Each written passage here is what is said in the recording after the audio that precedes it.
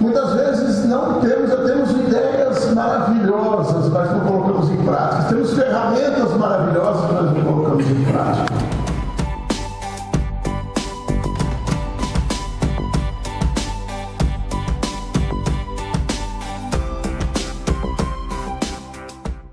Algo que você almeja, espera pacientemente que venha bater a sua porta, ou que simplesmente aconteça como obra do acaso? Isso são seus sonhos?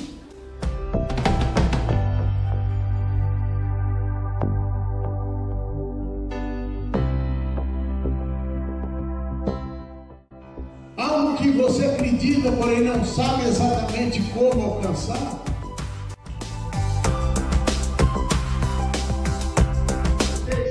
Mais seguro você está. Mude a sua forma de pensar, mude a sua forma de ver o mundo. Comece a ver o mundo através da sua realidade e transforme os seus sonhos em realidade de verdade. Coloque isso em prática com sua atitude e seja excelente, seja proativo.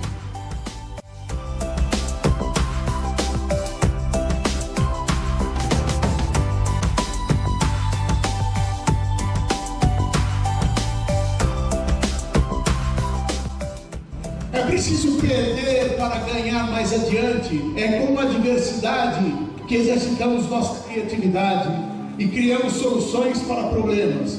É preciso sempre sair da acomodação, criar novas ideias e trabalhar com amor e determinação.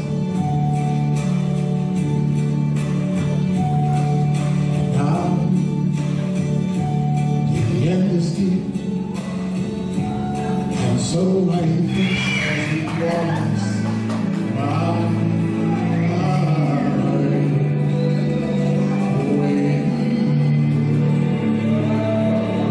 Meu nome é Edu Rodrigues, é um prazer muito grande receber vocês no meu coração e eu no treino da vida de vocês. Muito obrigado, até a próxima.